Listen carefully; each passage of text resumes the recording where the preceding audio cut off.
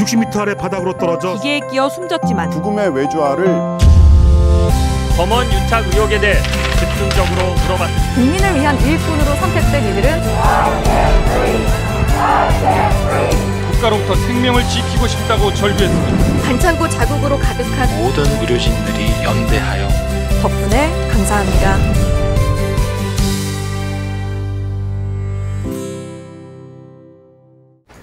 시청자 여러분 안녕하십니까. 프리한 양방향 소통 유튜브 라이브 뉴스 프리데스크 아나운서 김민호입니다. 안녕하세요. 성지영 기자입니다. 조금 전에 속보가 하나 들어왔는데요. 여야가 4차 추경안을 다음 주 화요일 22일에 국회 본회의를 열어서 처리하기로 합의를 했다고 합니다. 네, 사실 민주당은 추석 전에 재난지원금 지급을 위해서 사실 이번 주 금요일까지는 처리하겠다 뭐 이런 계획을 세워놨었는데요. 네.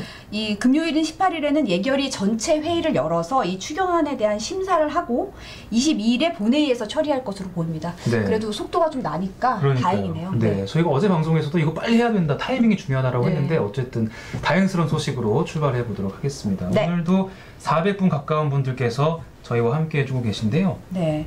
그랑부르님이 일하면서 대기 중이라고 하셨고 네. 박예리님은 그림 그리면서 기다리겠다고 하셨어요. 어떤 그림 그리셨는지 궁금합니다. 네. 왕규미님은 게임방에서 PC방에 계신 것 같아요. 네네. 요즘 거기 음식이 안 된다던데 식사는 하고 보시는지 모르겠네요. 네. 예. 지금 오늘 주제에 대해서 누구 잘못인지 그러니까요. 책임이 큰지 갑론을박이 한창입니다. 네. 저희가 첫 순서부터 빨리 들어가 보도록 하겠습니다. 네.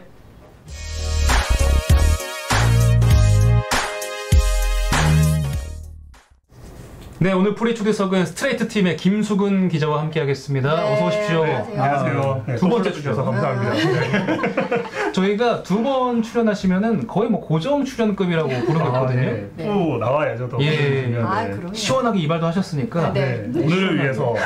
오늘을 위해서. 진짜 몇 시간 전에 깎았어요. 아, 정말입니까? 아, 예. 좋습니다. 벌써 이제 댓글에서도 벌써 얘기가 많이 나오고 있는데 상당히 흥미로운 주제를 다뤘잖아요. 네.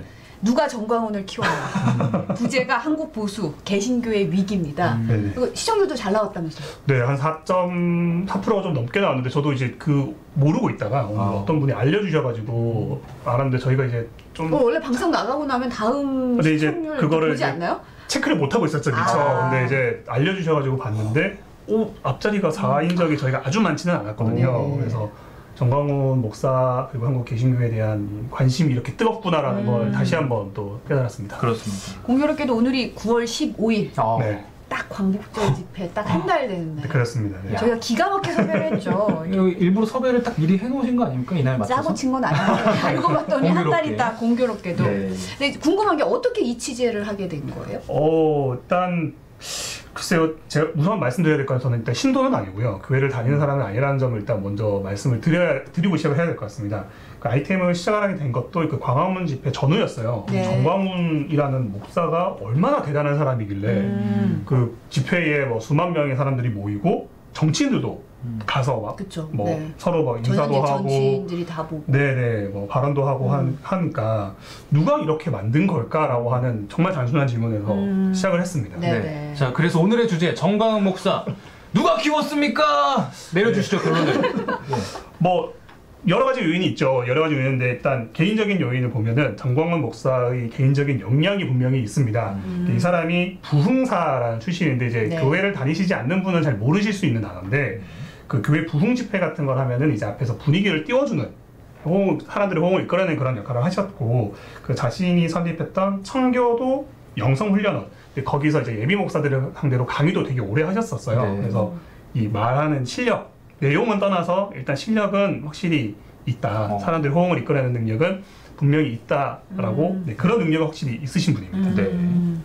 이제 보면은 설교 내용의 설득력을 떠나서 어떻게 보면은 네. 이 분위기를 띄우고 호응을 이끌어내는 네. 탁월한 역량이 있던 네, 분이라. 말은 귀에 잘 들어오거든요. 콕콕 네, 찝히는 그 네. 약간 들어오는 거는 있죠. 내용을 떠나서 내용 그렇죠. 차지하고. 내용은 떠나서. 네, 저희가 일단 그 영상 좀 준비했는데요. 먼저 함께 보시고 얘기 나눠보시죠. 내가 모주인에게 문재인에게 경고합니다. I warn President Moon Jae-in. 어느 걸 하든지 마음대로 하되 Whatever decision you make, it is up 한 to your 가지 freedom. 부탁이 있습니다. But I make you one offer. 자살은 하지 말기를 Do 바랍니다. not commit suicide. 노무현을 흉내내서 자살하면 박원순 받지 너 받지? Just like President Roh Moo-yeon and Park Won-soon, City Hall Mayor. 자살한다고 국민들이 또 너에게 정을 베푸는 게 아니야. Just because you 전 목사 옆에는 전직 국회의원들이 있었습니다. 우리의 노력과 희생, 땀과 눈물과 피를 기억해 줄 것입니다. 여러분 감사합니다. 이 사악한 사회주의 독재 정권 끝장내야 하지 않겠습니까? 2019년 한기총을 장악한 뒤부터는 정치권의 거물로 등장했습니다. 황교안 당시 한국당 대표는 한기총을 방문해 전 목사에게 힘을 실어주었습니다. 우리 자유한국당을 위해서도 많이 기도해 주시고 또 필요하면 같이 또 행동도 모아주시고. 황 대표가 공수처 설치에 반대하며 단식 투쟁 카드를 처음 꺼내들었을 때도 가장 먼저 찾은 사람이 정광훈 목사였습니다. 여러분 존경스럽습니다. 이 긴 시간 동안 이 험한 곳에서 여러분들께서 자유 대한민국을 지켜주셨습니다. 한국당 의원들은 단상에 올라 함께 만세를 외쳤습니다. 정광훈 목사님과 한국 기독교 총연합 만세! 황교안 대표님과 자유한국당 만세! 어느새 거물이 돼버린 개신교 구구파 정광훈 목사. 정치인들은 그를 이용했고 그는 정치인들을 이용했습니다. 네.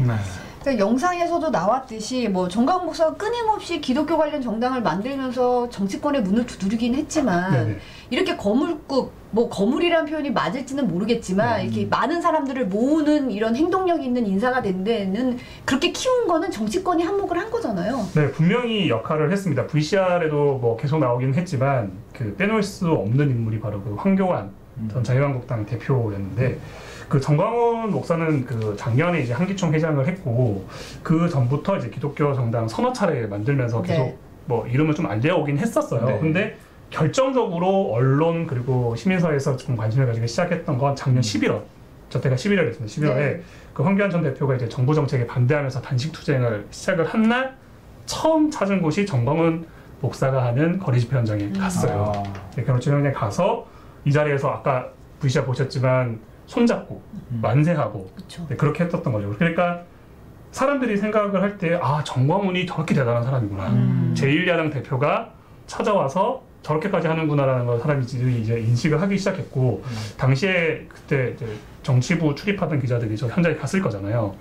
되게 뜨악했대요. 저 모습을 보고. 네, 정광훈이라는 사람이랑 저렇게 했던 걸 보고 그 정도로 그 사람들이 되게 놀랍고 생각하지 못한 그림을 전 그 황교안 전 대표가 만들어주면서 정말 떠버렸죠. 예. 네, 개신교에도 언급을 안 하고 넘어갈 수가 없습니다. 네. 사실 정광훈 목사가 한기총 회장이라는 그 직책으로 정치권과 연이 닿았잖아요. 네네네. 개신교에도 책임에서는 좀 자유롭지 않을 것 같아요. 네, 분명히 있습니다. 그 뭐 방임을 했다라고 일단 봐야 될 것 같은데 네. 그 정광훈 목사가 작년 10월에 그 하느님 까불면 나한테 죽어 이런 말을 했었거든요. 근데 그 기독교인 입장에서는 이게 용납될 수 없는 그렇죠. 네, 그런 말이라고 하더라고요. 근데 하나님을 거론한다는 것 자체가 네. 말도 안 되는 거고 네. 그 말도 너무도 바로 저급하죠. 네. 예. 본인은 이제 하나님과 내가 그만큼 친하다 이런 입장에서 했다고 하는데 그래도 내용이 그렇지 않잖아요. 하나님 입장에서는 별로 안 그럴 것 같은데. 그래서 이런 말을 할 때 교회 내부에서 비판의 목소리가 좀 나왔어야 됐는데 너 그러면 안 된다. 자중해라 이런 말을 했어야 되는데 그런 말은 없었고 2005년에 뭐 좀 편하게 그랬습니다. 그 빤스 발언 할 때도 그때도 그냥 넘어갔어요. 내부에서. 근데 저희는 이제 아는데 아세요? 그 발언은? 그 빤스 발언 했다는 건 들었던 것 같아요. 예. 그게 자, 무슨 내용이에요? 제 입으로 참 옮기기가 너무 민망한데 네.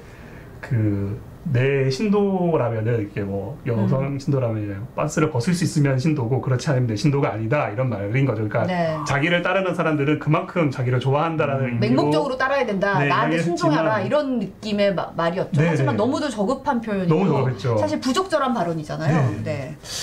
또 그런 일단 그렇게 이제 어물쩍 넘어갔던 게 있고 그리고 한국 교회 발전을 이끌었던 1세대 목사들의 책임도 분명히 있습니다. 그 최근에 좀 세상을 떠났던 금남교회의 김홍도 목사가 네, 2011년에 그 집회에서 정광훈 씨를 소개한다라고 하면서 막 띄워주기도 했고요. 그리고 기독교 정당 만들 때 정광훈 씨가 그런 말을 했어요.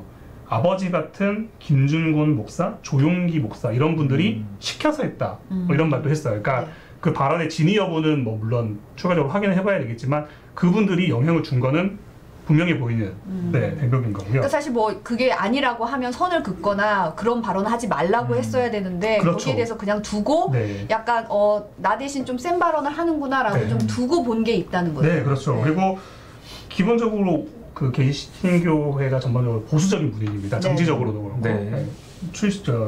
출발부터 그랬는데 진보 정당 별로 안 좋아해요. 네, 그런데 이제 정광훈 목사가 그 반정부 집회 이런 거를 이끌어가면서 그런 발언을 해주니까 우리를 대신해서 정광훈 목사가 그런 말을 해주네, 땡큐다 이런 거를 이제 은연중에 이제 하고 있었던 거겠죠. 근데 이제 와서 좀 정광훈 목사에 대한 비판이 워낙 커지고 이러다 보니까 거리두기, 사회적 거리두기가 아니고 거리두기를 하는 손절하는 그런 모습이 있는데 솔직히 늦어도 너무 늦은 그게 없지 않아 있습니다. 네. 전 예전부터 사실 뭐 이단으로 그냥 취급했던 줄 알았더니만 최근 들어서 약간 이런 움직임이 있었던 거군요. 네, 자기 교단을 새로 만들었기 때문에 이제 이단 측을 받던 안 받던 별로 상관이 없는 상황이 돼버린 거죠. 본인의 교단이 이제 기독교 개신교 내에는 교단이 엄청 많기 때문에 네. 사실 자기 그 교단이 생기면 뭐 이단 측을 받건 안 받건 이제 좀 그런 면에서 너무 늦어버린 게 있는 것 같아요. 그리고 사실 교단을 만들면은 목회 활동하는데 또 큰 문제는 큰 없으니까. 문제는 없는 거죠. 그렇죠. 네. 사실 뭐 개신교 내에서도 반성이다, 자성이다 그런 목소리가 있는 건 맞잖아요. 네, 그게 잘 안 들려서 그렇지 굉장히 많습니다. 뭐 최근에 또 많이 좀 많이 이제 화제가 됐던 그 현수막이 하나 있잖아요. 교회가 뭐 잘못했다, 교회가 사과한다라는 현수막이 곳곳에 걸리기 시작을 했고요.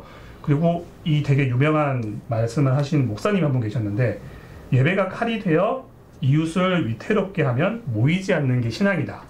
천안의 안서교의 고태진 목사님께서 이런 말을 하셨는데 이렇게 양심적인 그리고 반성한다, 교회가 잘못했다라고 나서서 사과하시는 분들이 일부 있어요. 많이 알려지지 않아서 그럴 뿐이죠. 네. 정광훈 목사에 대해서 뭐 몇 년 전부터 문제제기를 하셨던 분도 있었지만 그때는 목소리가 크지는 않았죠. 네. 개신교가 사실 신교 중에서도 굉장히 최근에 생긴 종교인데도 불구하고 우리나라 와서는 대형 교회화되면서 되게 보수적인 집단이 된 것도 맞아요. 사실인 것 같아요. 그리고 네. 또 일부 뭐 김홍도 목사님이나 이런 분들은 북한에서 내려오신 분들이거든요. 그러다 그래서 보니까 더 진보 쪽이랑은 거리를 두고 싶어하고 좀 그런 분위기 탓인 것도 큰 것 같습니다. 네, 맞습니다. 최근에 그 대통령과의 간담회에서도 종교의 자유 발언으로 사실 여론이 좀 많이 떠들썩했거든요. 이게 맞냐, 이렇게 말할 수가 있냐, 뭐 이런 반응도 있어요. 그 자리가 그런 발언을 하기엔 좀 부적절했다는 지적이 그렇죠. 많았죠. 네. 그 발언을 하신 분이 이제 한국교회총연합회 김태영 대표라고 하시는 분이 하셨는데 그분이 그 전에도 그랬고 그 전에 사과를 먼저 했어요.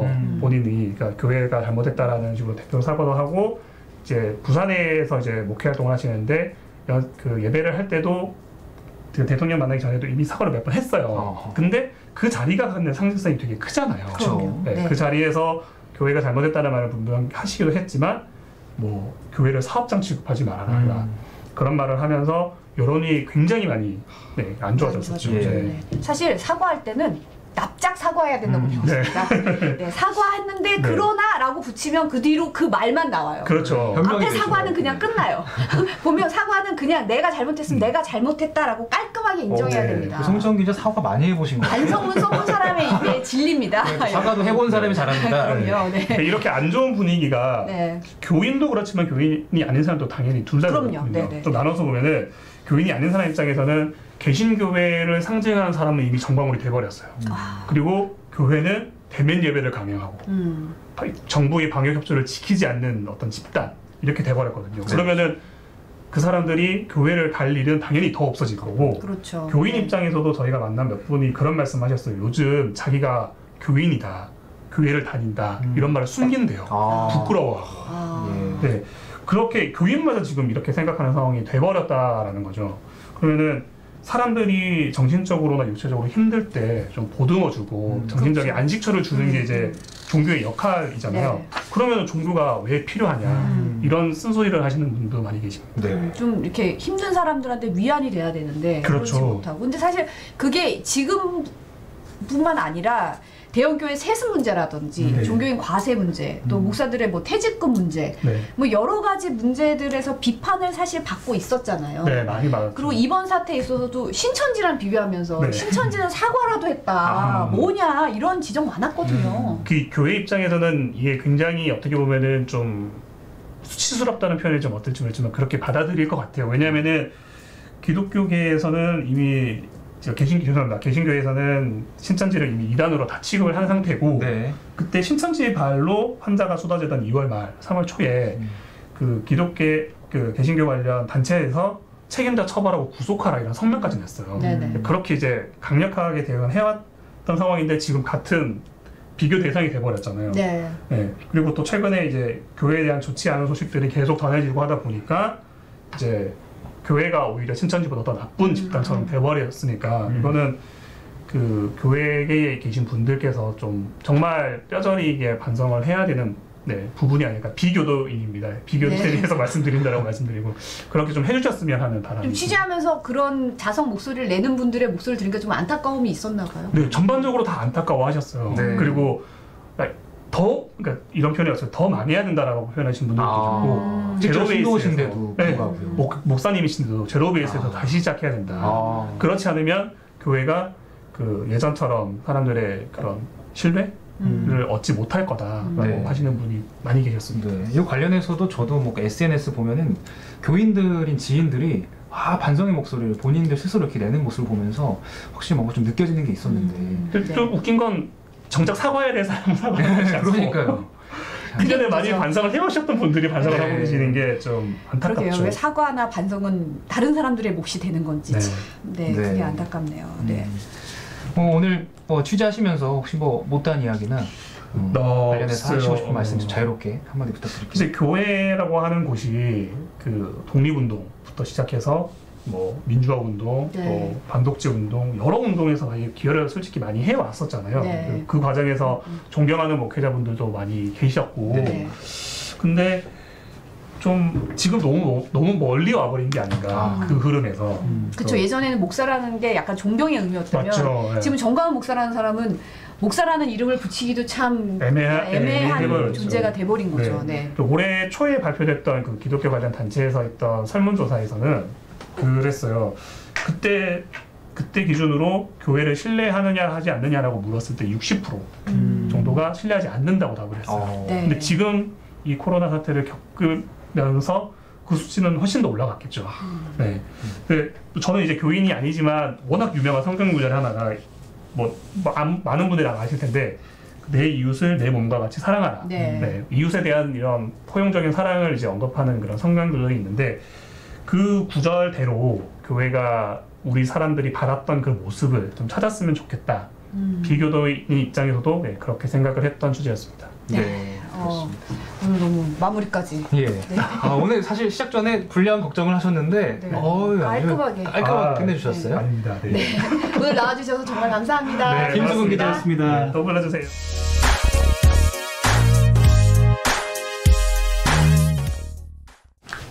큐시트 산책 노재필 기자 나오셨습니다. 반갑습니다. 네, 김수근 기자 오늘 제 11분을 보장해 주셔서 다음에도 또 모시는 걸로 1회 이용권 더 드리겠습니다. 그게 어떤 출연자를 섭외하는 기준인가요? 본인의 시간을 확보해 주시는 분들이 지난번에 1순위죠. 신수아 기자가 저 3분 줬잖아요. 한 달 동안 출연. 근데 시청자분들도 같은 마음이실 거예요. 노재필 타임을 기다리시는 분이 워낙 많기 때문에. 오늘은 별로 이렇게 산적 형님 외치신 분이 계시고 가짜피는 잘 안 나오고 있네요. 서글서글님이 희관 타임. 이거 진짜 오랜만에 나오는 얘기인데. 진짜 오랜만에 나오는. 명찰 바로 바꾼 속도 보소. 크라이시스님. 네, 아무튼 뭐 오늘 뭐 되게 좋은 주제로 김수근 기자가 주셔서 제가 대신 또 감사를 드리겠습니다. 네. 네.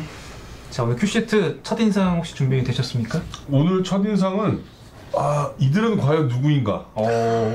미스테리어스한 심오한데요. 왜 그러냐면 제가 뭐 이 자리에서 몇 번 말씀드렸잖아요. 저희 인권사회팀 네. 사건 사고의 최전선에서 취재하는 저희 후배들이 오늘도 아주 그냥 센 특종을 가지고 왔어요. 그래서 제가 소개해 드릴 텐데 정말 대단해요. 정말 바쁜 와중에 기대감을 엄청 불러일으키세요 지금. 정말 여러분 저는 아주 박예린님 미스테리어스 제가 다시 한번 미스터리라고. 영문학과 출신 아니십니까? 저는 저기 국어 영문학과라고 번역본으로 공부하는 학교 많이 해가지고. 네. 그래서 오늘의 첫 소식은 코로나. 네, 코로나 오늘 109명 확진됐어요. 네. 109명. 지역 감염이 91명. 두 자릿수죠. 네. 사흘 연속으로 100명대 초반을 유지하고 있는데 네. 감소세인 건 맞아요. 근데 이제 오늘 이제 사망자가 좀 늘었어요. 어제 4명이 늘었고. 네. 그다음에 60대 이상의 고령층이 전체 환자의 40%라고 그래요. 또 하나는 그 경로를 알 수 없는 깜깜이 환자들 있잖아요. 네, 깜깜이 환자란 말을 저희가 사실 안 써요. 지금 뉴스데스크에서는. 네, 맞아요. 경로를 알 수 없는 환자들은 비율이 그 4월부터 이제 집계 시작했는데 25%로 최고치를 기록했다고 해요. 이제 정부에서는 이제 백신, 네. 전 세계적으로 지금 이제 코로나 백신이 아직 완성성 있는 게 안 나왔지만 네. 그 확보하는 일종의 전쟁을 벌이고 있잖아요. 그렇죠. 우리 정부는 한 3천만 명분 정도의 그 백신을 확보하려고 지금 논의를 진행 중이라고 합니다. 네. 그렇게 되면 이제 60% 정도 전 국민이 맞게 되면 집단 면역이 생겨서 좀 견딜 수 있지 않을까. 근데 지난번에 전동욱 기자가 얘기했지만 백신을 정부 입장은 이렇게 급하게 맞출 필요는 없다는 입장이에요. 왜냐면은 안정성 문제 때문에. 안정성을 어느 정도 이제 보장이 되느냐를 네. 다른 나라 사례를 좀 보면서 확보해서 이제 국민들한테 접종을 시켜도 늦지 않다. 이게 정부 입장입니다. 네. 안 그래도 빌 게이츠도 뭐 내년 여름에 백신이 좀 보급이 되면 2022년에 끝날 수 있지 않을까 뭐 그런 예측을 내놓긴 해놓더라고요. 그러니까 빨리 마스크를 벗고 살아야 되는데. 그러게요. 정말. 네. 어쨌든 먼 것 같아요 그날은. 네.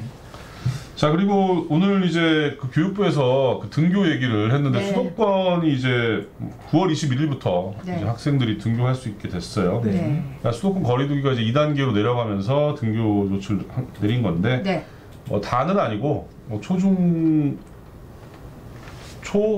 그다음에 유치원 같은 경우는 3분의 1. 네. 그다음에 고등학교는 3분의 2 정도로 제한을 하게 됩니다. 네. 근데 아무래도 이제 이게 또 이렇게 했다가 또 뭐 예를 들어서 확진자가 늘어나게 되면 다시 원격 수업을 해야 되잖아요. 그렇죠. 네. 교육부는 이제 원격 수업의 질을 높이는 방향, 그다음에 쌍방향으로 소통하는 방안을 좀 더 이제 추진하기로 했고. 안 그래도 네. 저희 집 초딩도 이번 주부터 쌍방향을 시작한다고 그렇습니까? 그러더라고요. 네. 어쩐지 이번 주부터 얼굴 좀 피셨어요? 아니 쌍방향 원격 수업하는 거라 저랑 별로 그러네요. 상관없어요. 원격이요. 예.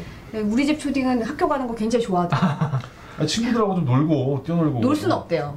못 놀아요 지금? 예, 학교 가면? 이렇게 말 못하게 한대요. 마스크 쓰고 못 놀게 하기 때문에. 그래도 가고 싶냐 그랬더니 그래도 친구 만나니까 좋다고. 엄마랑 있는 게 좀 불편한 거 아닙니까? 엄마랑 잘 못 있잖아요. 저 여기 와 있는데요. 학교라는 데가 사실은 공부만 하는 데가 아니고 이제 맞아요. 친구들하고 이제 네. 놀면서 사회생활하는 곳이죠. 사교성도 뭐 기르고 하는 데이기 때문에 참 지금의 학생들이 이제 그런 기회를 못 갖는다는 게 참 굉장히 안타까운 거죠 사실은. 네. 자, 그리고 오늘 검사 건수를 조절하고 있다 이런 얘기를 누가 했어요. 누가 했냐면 국민의힘 윤희숙 의원이 이런 얘기를 했어요. 네. 주말에는 검사 인력을 줄여서 뭐 확진자 수가 좀 감소하면 마치 방역이 뭐 성공한 것처럼 뭐 정부에서 얘기하고 또 필요할 때는 검사 수 늘려가지고 뭐 공포를 조장한다 뭐 이런 얘기를 했는데 이런 말은 방역 당국이 들으면 정말 방역 당국 그 권준욱 방역대책본부 부본부장이 얘기하셨는데 좀 충격적이다 그런 얘기가. 그렇죠. 그런 발상 자체가 그러니까요. 그렇죠. 그래서 그런 개념 자체가 머릿속에 있지도 않다. 어떻게 보면 좀 어처구니 없다는 그런 반응을 보였어요 방역 당국은. 왜냐하면 윤 의원이 그렇게 얘기를 한 게 말이 안 되는 게 이미 홈페이지에 다 공개를 하고 있어요. 그렇죠. 그러니까 예를 들어 109명이 나왔다 그러면 몇 명을 검사해가지고 109명이 확진이 됐는지를 다 공개하고 있기 때문에 예를 들어가지고 평일에는 한 15,000명 정도. 네. 그다음 주말에는 절반 정도인 7,000명 정도예요. 그러니까 모수를 공개하고 있기 네. 때문에 윤희숙 의원은 제가 보기에는 좀 홈페이지 가서 좀 확인 좀 하시고 얘기하시지. 예. 사실 지금 네. 코로나 전국이 8개월째 이어가면서 주말 뭐 주중 할 것 없이 방역의 체일선에서 검사하시는 분들 얼마나 힘들게 계속 이어가고 있는데 그분도 힘 빠지는 얘기예요, 이런 얘기. 이런 얘기 조작 네. 이런 얘기 함부로 하시면 안 됩니다. 오히려 진짜. 이런 얘기를 하는 것 자체는 지금 현재 방역 상황을 전혀 파악하지 못하는 걸 드러내는 거 아니겠습니까? 그렇죠. 네. 상황 파악이 안 되는 거죠. 어떻게 자, 보면. 그래서 오늘 인뉴스도 저희가 준비하고 있고요. 네. 그다음에 오늘 아까 말씀드린 인권사회팀의 센 단독. 드디어 나왔군요. 사랑제일교회 관련된 건데, 네. 사랑제일교회에서 126만 명에게 그 집회 참여, 광화문 집회 참여를 독려하는 문자 메시지를 보냈다고. 126만 명. 자, 그러면 어떻게 126만 명을 보냈냐? 네. 그러니까 경찰이 이제 지난번에 압수수색을 하는 과정에서 나온 자료였는데 그 지역에 있는 개척교회, 보수단체 뭐 이런 분들의 명단을 다 갖고 있다는 거예요. 네. 그래서 그 사랑제일교회에서 광화문 집회 한 달 전부터 무려 11차례에 걸쳐가지고 계속 문자를 보냈는데 1,300만 건을 보냈다고 그래요. 문자를 집회 오라고. 네. 뭐 비용도 어마어마하겠는데요. 문자 비용만. 네, 문자 보낸 비용이 1억 원이 들어갔다고. 이건 어떤 돈으로 대체? 그것도 궁금해요. 경찰이 이제 그거 수사를 해야 될 부분이고. 네. 그러니까 사실 이 와중에 이 정도로 보냈으면 조직적 동원이 맞죠. 조직적 사실. 동원이고 어떻게 보면 이거 좀 밝혀내야 될 것 같아요. 네. 이렇게 했다는 거는. 자, 두 번째는 또 관련된 단독 기사인데 네, 네. 이 문자를 누구한테 보냈냐면, 그러니까 126만 명한테 보냈잖아요. 자가격리 대상자들한테도 보냈다는 거예요. 1,600여 명한테. 자가격리 대상자는 나오면 안 되잖아요. 안 되죠. 당시에 이제 전광훈 씨 같은 경우도 이제 자가격리 대상자인데 집회에 갔었고, 뭐 민경욱 전 의원도 마찬가지잖아요. 네. 근데 문제는 경찰이 이렇게 수사를 하고 있는데 이 CCTV 자료는 누군가가 다 없어서 폐쇄돼 있고, 삭제돼 있고. 삭제돼 있고.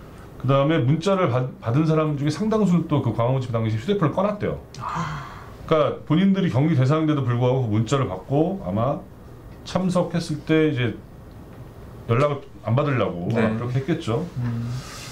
지금까지 나온 그 광화문 집회 확진자가 581명이라고 하니까 네. 이제 경찰이 이제 이 부분을 이제 계속 수사를 해서 과연 어느 정도까지 방역을 방해했는지 이 부분을 이제 밝혀내는 게 쟁점이 될 것 같아요. 네, 네.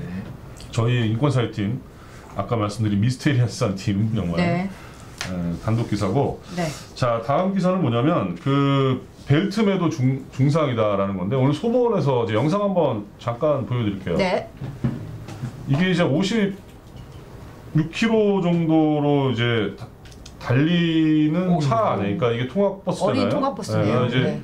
더미라고 합니까? 저 아이고. 인형들을 네네. 갖다 놓고 이제 테스트한 건데 안전벨트를 맨 상태예요, 다. 상태인데.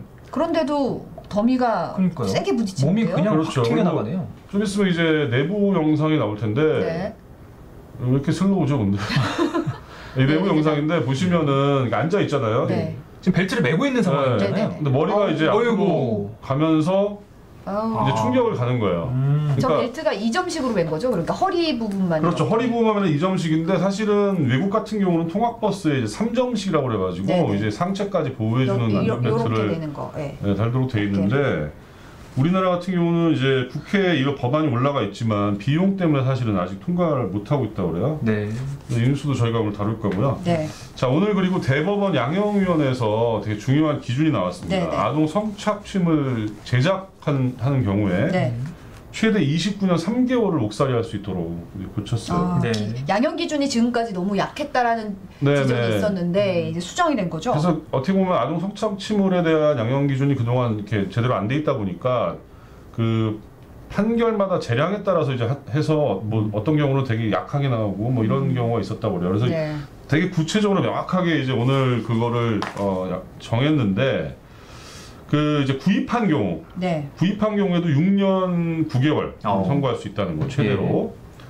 그다음에 유명인의 얼굴을 조합하는 딥페이크라는 게 있어요. 네네. 이걸 판매하는 경우에는 최대 징역 9년. 네.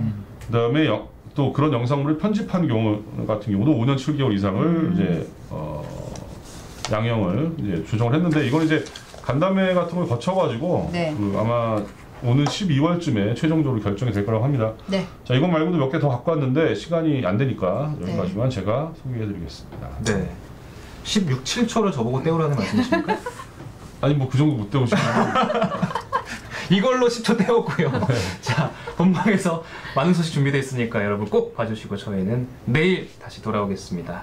시청해주신 여러분 고맙습니다. 감사합니다.